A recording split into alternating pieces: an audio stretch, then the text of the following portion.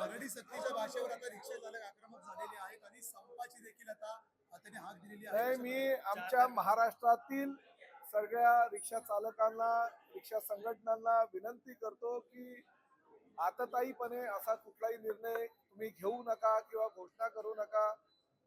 1989 सालचा हा कायदा आहे. परमिट चालू केल्यानंतर तत्कालीन परिवहन मंत्र्यांनी त्यामध्ये थोडासा बदलाव करून 2019 साली एक परिपत्रक काढलं होतं आणि ते परिपत्रक म्हणजे राज्यामध्ये मराठी भाषिकांची कुठली गळचेपी होऊ नये. पॅसेंजर जर मराठी असेल तर त्याच्याबरोबर मराठीमध्ये रिक्षा चालक असू द्या, टॅक्सी चालक असू द्या, ओला उबेर रॅपिडो चालक असू द्या, त्यांना मराठीमध्ये बोलणं अनिवार्य आहे.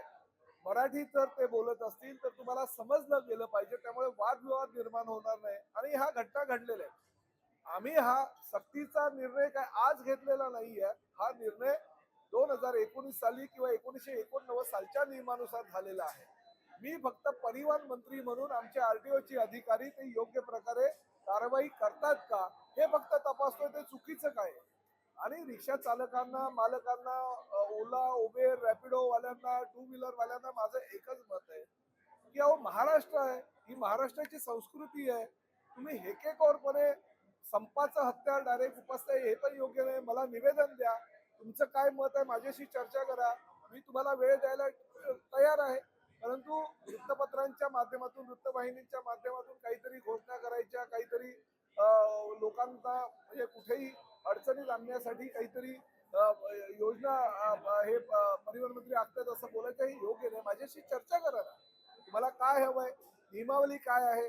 जेव्हा बॅच घेतले, परमिट घेतले किंवा तुम्ही लायसन्स घेतले तेव्हा जे ऍफिडेव्हिट दिलं होतं त्या ऍफिडेव्हिट मध्ये काय काय लिहून दिलंय, तुम्ही स्वतः सह्या केलेल्या आहे त्याच्यावर टॅक्सी चालकांनी आणि रिक्षा चालकांनी.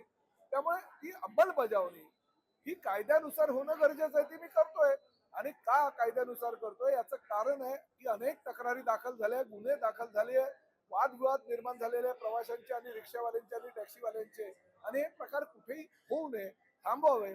महाराष्ट्रामध्ये कायदा व सुव्यवस्था व्यवस्थित राहावी यासाठी जर परिवहन मंत्री म्हणून जर तुम्ही निर्णय घेत असेल आणि त्या निर्णयाचं स्वागत अनेक संघटनांनी केलेलं आहे, अनेक सामाजिक संघटनांनी केले.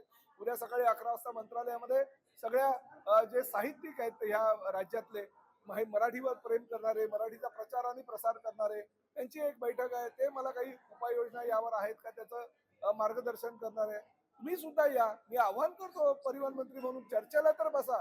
चर्चा न करता डायरेक्ट तुम्ही सांगाल की नाही आम्ही संपावर वगैरे जाऊ, ही मराठीची मुस्कटदाबी आहे आणि परिवहन मंत्री म्हणून ही मुस्कटदाबी मी सहन करणार नाही. महाराष्ट्रामध्ये तुम्हाला व्यवसाय करायचा असेल तर मराठी अनिवार्य आहे, मराठी बोलावंच लागेल आणि मराठी समजावंच लागेल.